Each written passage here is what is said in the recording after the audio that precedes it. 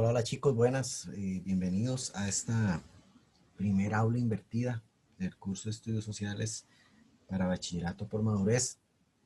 Mi nombre es Martín Cordero Certas y voy a acompañarlos a ustedes prácticamente durante todos estos meses para lograr entre todos, ¿verdad?, alcanzar ese objetivo que es ganar la materia de estudios sociales en los exámenes de bachillerato. Esta del aula invertida es importante porque nos vamos a dar una idea de qué es lo que se va a ver en clase.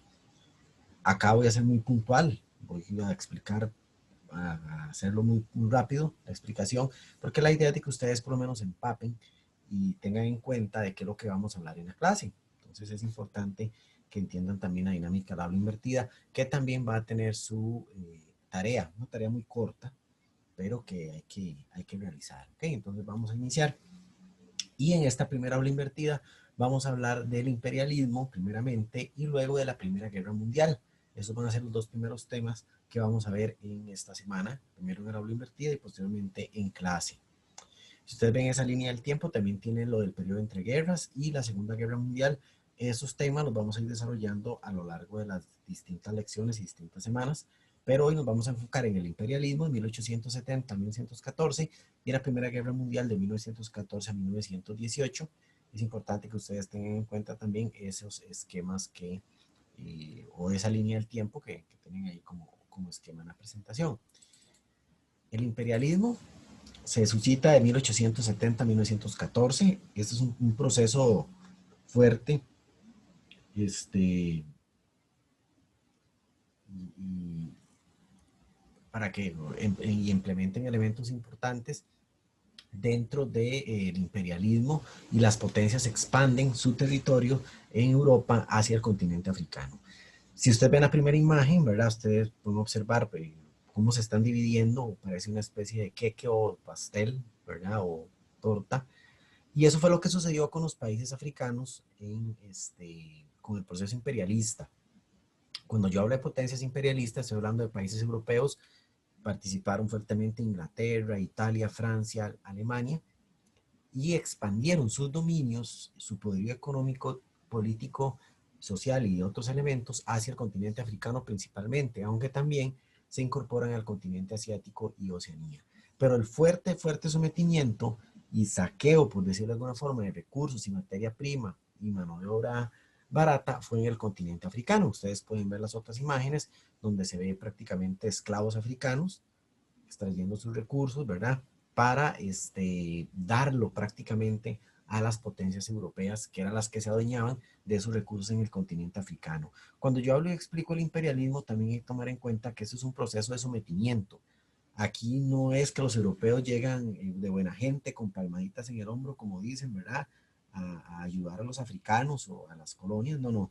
Los que tienen fuerte acá es el poderío fuerte son las potencias europeas.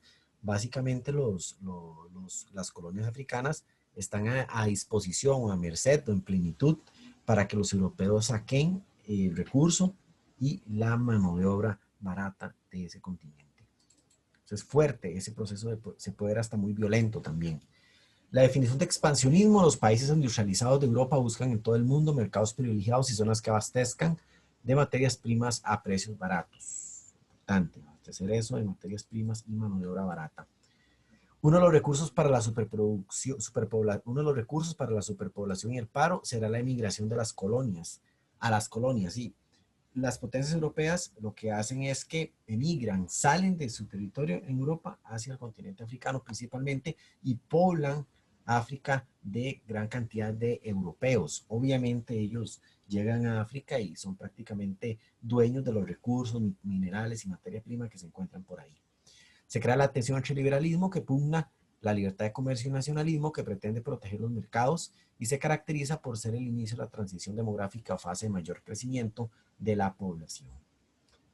Creo que va a ser muy puntual acá, es para que ustedes tengan una idea de que estamos hablando. Es importante que lo escuchen, que tomen anotaciones si pueden, alguna duda. Ah, mira, es que el profe habló en esta parte. Ah, bueno, perfecto. Ahí entonces, y lo hacemos y de una manera concreta, ¿verdad? Excelente. y van ustedes a consultarme más adelante algo que tengan en cuenta, ¿verdad? Entonces es importante eso también tomarlo en cuenta como alguna duda de algo que yo estoy explicando. Los factores geográfico, Asia, África y Oceanía se vuelven lugares de gran interés para los nuevos viajes, por supuesto, se exploran nuevas tierras, nuevos territorios. Político, el dominio de grandes territorios de vías de circulación y de zonas consideradas estratégicas se forma o se transforma en un símbolo de hegemonía en las potencias. Hegemonía significa superioridad. Entonces, quienes más tengan el control político, pues lógicamente van a ser más superior a la otra potencia mundial. Ideológico, las potencias defienden su dominio y alegan que ellas son las encargadas de llevar una misión evangelizadora y civilizadora a las colonias más bárbaras. Los europeos prácticamente veían a las colonias africanas como inferior. Entonces, a nivel ideológico, ellos se sentían superior a los africanos. Ahí el dominio. Económico, los estados europeos necesitan conseguir materias primas para su producción industrial y las obligan a sus colonias a negociar con su metrópoli y se genera un monopolio. Un monopolio es cuando una organización, un país o una sociedad, un grupo determinado, controla una única actividad. O sea, solo esa organización tiene el control de la actividad. Por ejemplo, se habla de monopolio acá con el imperialismo, porque por ejemplo Inglaterra obligaba a sus colonias, a los países que había dominado, a comercializar únicamente con ella. ¿Okay? Entonces, los otros países que tenían dominados Inglaterra no podían comercializar o relacionarse con otra metrópoli o otro imperio. Eso es un monopolio y se va a dar mucho en este proceso económico del imperialismo, donde cada potencia únicamente va a querer que su colonia comercialice con ella de manera directa y no con otro. Eso es un monopolio. Y a nivel demográfico, el acelerado aumento de población europea a final del siglo XIX provoca intensos movimientos migratorios en busca de mejor fuentes de trabajo. Europa es un continente, es el segundo continente más pequeño. Hay un momento de explosión demográfica, o sea, de la población, que aumenta mucho en Europa, no caben en el continente europeo, entonces empiezan a emigrar, con la ventaja que tienen los europeos de que si emigran a África, se van a volver personas muy ricas y poderosas, van a ser dueños de recursos minerales y naturales importantes, que van a explotar en ese continente. Estas imágenes nos dan una idea, además de para entender lo que acabo de mencionar, vean ustedes cómo se reparte en África, ¿verdad? Estas son, imagínense ustedes que esos son Alemania, Francia, Inglaterra y Italia, Alemania, Francia, Inglaterra, Italia, correcto, dividiéndose el continente africano. Y el mapa, ahí queda más claro. Cada color representa una potencia. Vamos a hablar de las principales. Francia en morado, ven que es bastante. El Reino Unido en anaranjado, Egipto en esas zonas. Alemania, ciertas regiones como Camerún, en el centro, en la parte oriental también. Y, y Francia, Italia, Alemania, Italia, un poco al norte. Los demás fueron algunos países que tuvieron cierto apego, pero los más fuertes fueron esos cuatro. Vean que de África, ¿qué hicieron? Prácticamente lo dividieron y lo partieron como si fuera un queque. Entonces, por ejemplo, esta zona de Francia que está morado, ahí Francia generaba su monopolio. Argelia, África Occidental Francesa, bueno, y esos países o esas colonias únicamente poder comercializar con Francia. Entonces vean que ese desarrollo del monopolio, bueno, y también del imperialismo, fue muy fuerte sobre el continente africano que quedó prácticamente dividido en manos de esas potencias europeas. Los imperios, el imperio británico o Inglaterra, Gran Bretaña, puede tener esos nombres, es la misma, fue el más poderoso y extendido del mundo, llegando a acabar en las primeras décadas del siglo XX la cuarta parte de la población mundial y una quinta parte de los territorios del planeta. Podemos hablar entonces que los imperios británicos van a ser esa principal potencia imperialista. Va a ser el país más rico y poderoso del mundo en este imperialismo. Inglaterra, Gran Bretaña y Reino Unido eran los más ricos, o sea, ese es uno solo. Yo les menciono ahí los tres nombres porque en el examen puede venir de cualquiera de las tres formas, pero es el mismo, Inglaterra, Gran Bretaña, Reino Unido. Generalmente me van a escuchar hablando a mí de Gran Bretaña, pero igual si en el examen dice Inglaterra es el mismo, el Reino Unido. Estamos hablando de la misma zona geográfica, mismo país. En las nuevas colonias africanas y asiáticas, la explotación intensiva era organizada directo por las empresas europeas. El control político y el sometimiento de la población local permiten a los europeos disponer de mano de obra abundante y barata. Ese va a ser el principal objetivo del imperialismo, que los europeos puedan extraer del continente africano la mayor cantidad de materia prima y mano de obra. ¿Ok? Porque todos esos recursos importantes, igualmente la mano de obra, van a ser utilizados allá en Europa como un medio para enriquecer sus metrópolis, sus imperios, con infraestructura y otro tipo de elementos que favorecen que los europeos se hagan más ricos y los africanos cada vez más pobres, viviendo situaciones de sometimiento y demás. Los sistemas de explotación de las colonias agrícola, ocupación de tierras por parte de los europeos para cultivar productos traídos de Europa, correcto. Los europeos llevan prácticamente toda su dieta o sus costumbres hacia el continente africano y la parte agrícola no es la excepción, ¿verdad? Los europeos consumen lo que están acostumbrados a consumir en Europa, lo llevan a África, lo cultivan y va a haber una transformación y un cambio también del suelo y los productos que se van a cultivar en África. Fuerza de trabajo, explotación de la mano de obra indígena, dado que era más barata que la europea, por supuesto, se va a generar una esclavitud muy fuerte de africanos principalmente que van a trabajar horas de horas allá al continente europeo. La inversión de capital, las colonias reportan más beneficios que en Europa, por supuesto. Ya las potencias europeas ven en África un punto importante ¿para qué? Para poder invertir, para poder ellos establecerse ahí y ir sacando cada vez mayores y mayores beneficios para sus intereses. Y la materia prima y mineral, la explotación de las colonias más ricas en minerales como petróleo y diamantes, que era lo que los europeos buscaban saquear principalmente al continente africano. Esta cuestión del imperialismo siempre va a perjudicar a las colonias africanas, mientras que va a beneficiar en gran medida a las potencias europeas. O sea, las potencias europeas cada vez más ricas y los países de África, colonias africanas, cada vez más pobres en esta cuestión. Eso con respecto al imperialismo. Vamos a hablar ahora de la Primera Guerra Mundial. Hay que tomar en cuenta que este proceso imperialista, las potencias europeas no lo veían de buena forma. Vamos a ver, esta división del mapa, para explicarles un poco más de lleno esta idea, ellos no están de acuerdo. Por ejemplo, Francia tiene un montón de territorio. Alemania con eso no está de acuerdo, ni el Reino Unido, ni ninguna de las otras potencias mundiales. ¿Por qué? Porque Francia genera mucho territorio.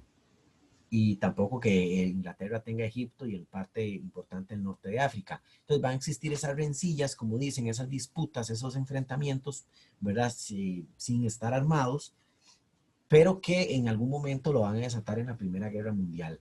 No es que ellos no están contentos con que una potencia sea más poderosa que la otra. Entonces, este imperialismo, vamos a hablar más adelante, y va a ser una causa de la Primera Guerra Mundial.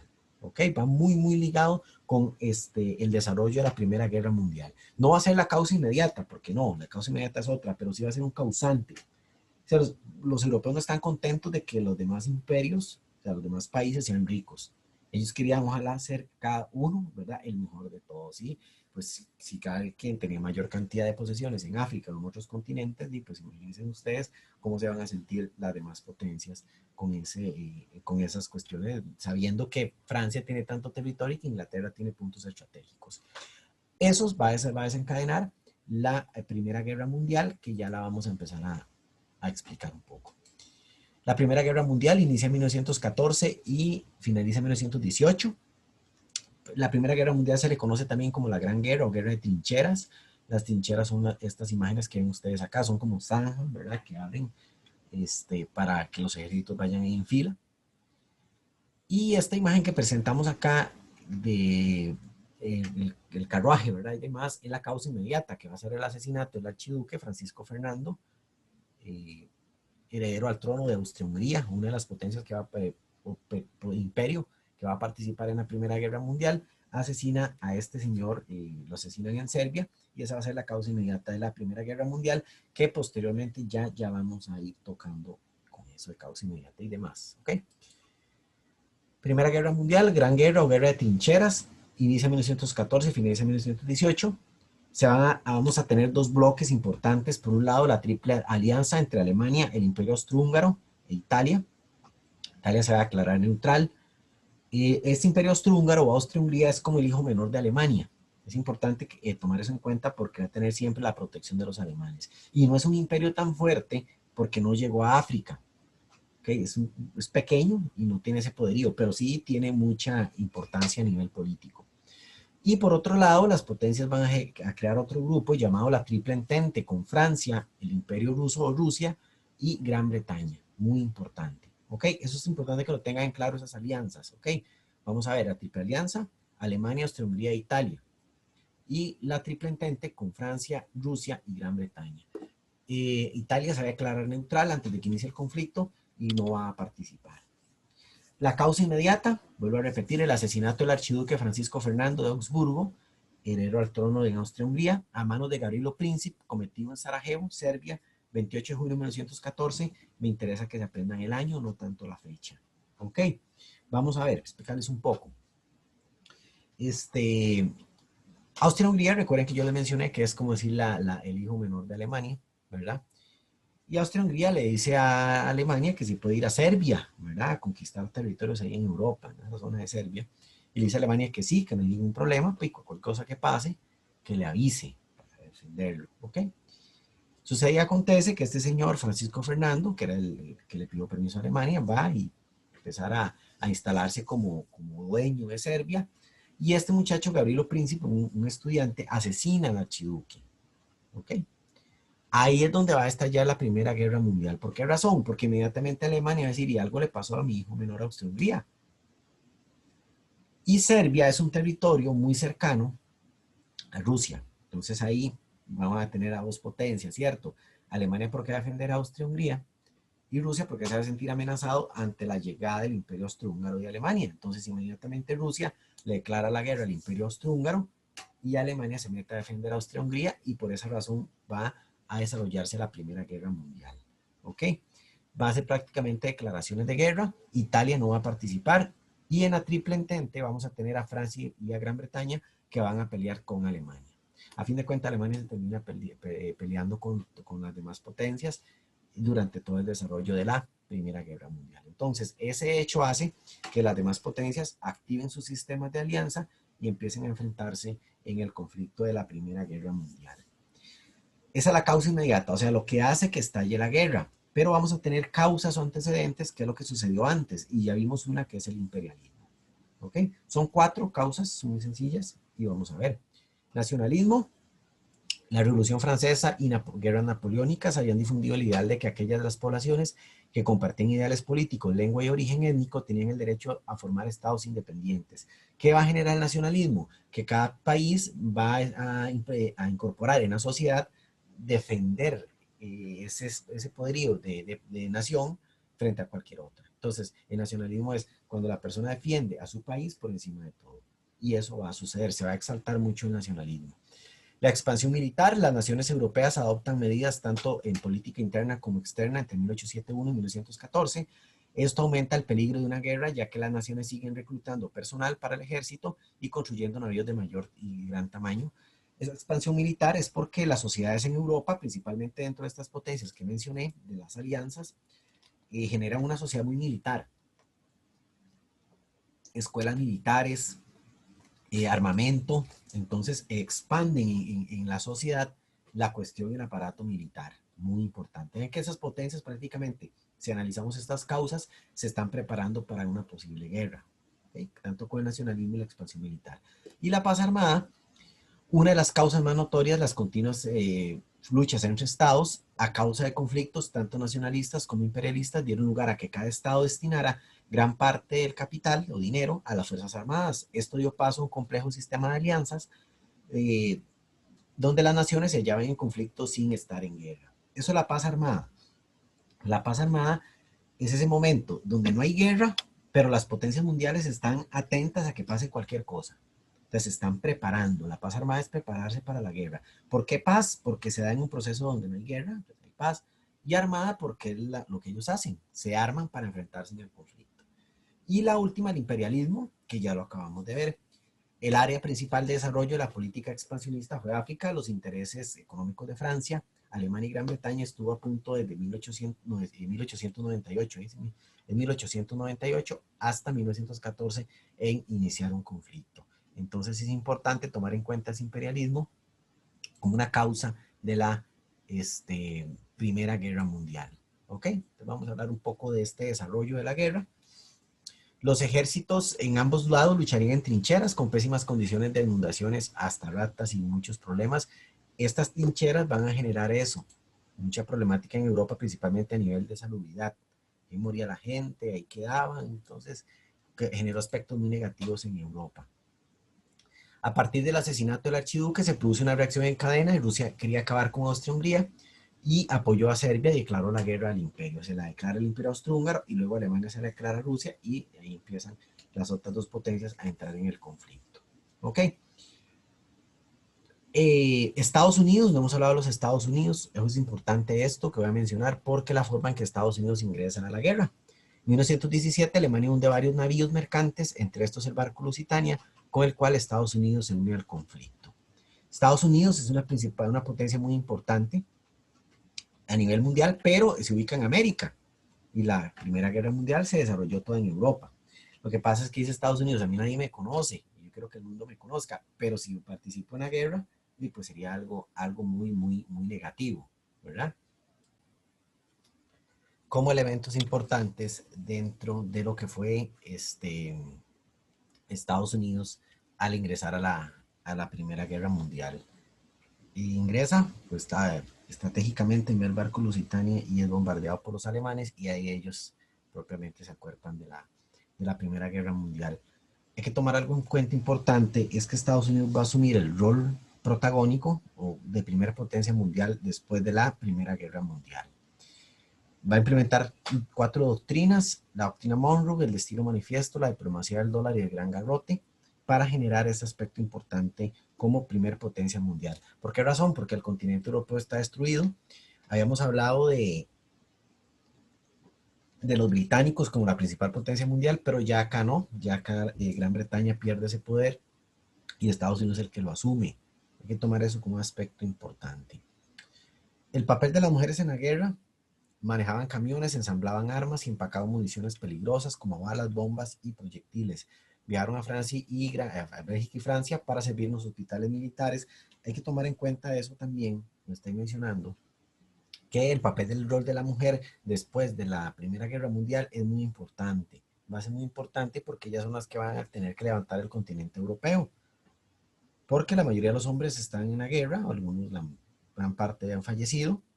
Hay población de niños, no pueden trabajar en empleos tan fuertes y pesados, y queda la mujer prácticamente como la guía importante para levantar el continente europeo después de la Primera Guerra Mundial y durante, participando en aspectos importantes como ser enfermera o también en trabajadores agrícolas y demás.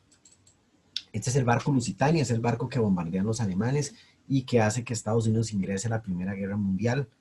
Estados Unidos dice, me están bombardeando mi barco Lusitania, ¿verdad? Mi poderío importante naval.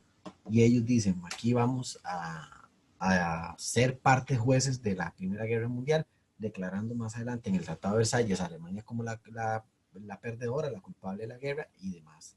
Entonces es importante que entiendan que Estados Unidos ingresa a la Primera Guerra Mundial después de que los alemanes le bombardean el barco Lusitania.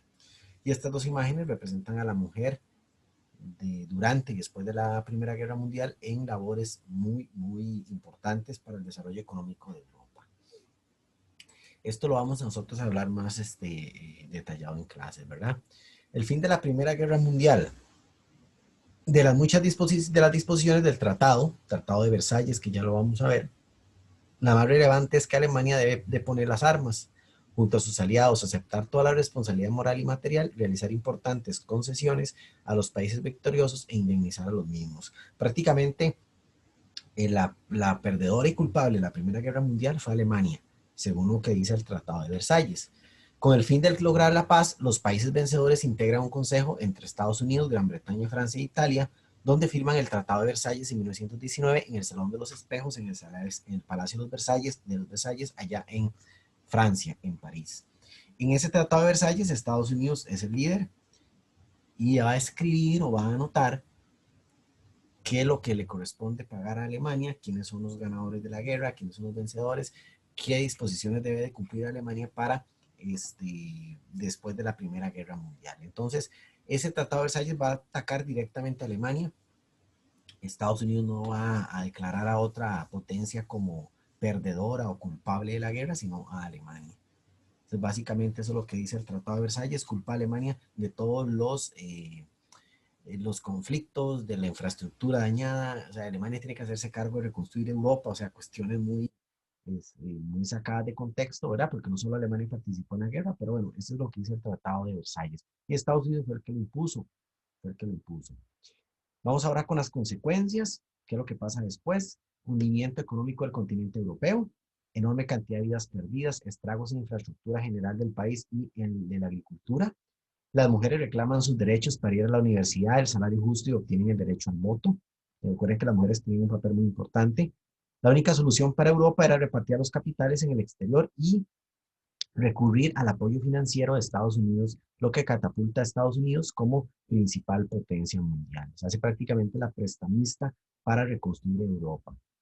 Y se funda la Liga de las Naciones, cuya finalidad era evitar una próxima guerra, y esa organización fracasa en 1927. Ya para cuando se desarrolla la Segunda Guerra Mundial, no existe la Sociedad de las Naciones, entonces no hay un organismo de paz que vaya a limitar la cuestión de la guerra. Esas son las consecuencias. En las consecuencias siempre lo que pasa después del conflicto. Y en América Latina, durante la Primera Guerra Mundial, igual que en Costa Rica, ¿verdad? No, esto lo vamos a ampliar muchísimo más en la historia de Costa Rica, pero ahí viene una pincelada. Sufre repercusiones principalmente en sus economías, dado que el comercio exterior se detuvo, ya que en Europa le interesaba más el material bélico. La economía latina se había especializado en producción y exportación de productos agrícolas. Caso de Costa Rica, el café y el banano. Entonces, Europa está en conflicto, ellos están comprando armas, armamento militar, y Costa Rica le ofrece café y banano. Pues obviamente los europeos no van a querer comprar eso, si no se enfocan en material bélico, en armas. Esta economía de Costa Rica y de países de América Latina entra en crisis. Los tres principales compradores de América Latina eran Inglaterra, Alemania y Estados Unidos, todos en conflicto, y por lógica razón va a afectar mucho la economía en América. Imágenes para finalizar en la firma del Tratado de Versalles. Ahí están los representantes de los países, Estados Unidos a la cabeza, Francia, Gran Bretaña e Italia. Y por acá las consecuencias más notorias de la Primera Guerra Mundial, que es la destrucción de ciudades, la muerte de personas y otros elementos importantes como consecuencias de la Primera Guerra Mundial. ¿Okay? La tarea de la aula invertida, siempre vamos a tener tarea del video. La van a encontrar en un documento en Word para que ustedes la realicen. Van a definir imperialismo. Las definiciones y las respuestas de las tareas de la aula invertida pueden ser del libro, de la presentación, de Google, de Wikipedia, donde ustedes gusten, pero la resuelven. 3 características del imperialismo, las 4 causas de la Primera Guerra Mundial y 4 consecuencias de la Primera Guerra Mundial. Realmente son solo 4 preguntas, por decirlo así. Definir imperialismo, 3 características del imperialismo, todo eso aparece en la presentación también. 4 causas de la Primera Guerra Mundial y 4 consecuencias de la Primera Guerra Mundial. Estamos chicos, muchos éxitos y nos vemos y escuchamos en clase. Pura vida.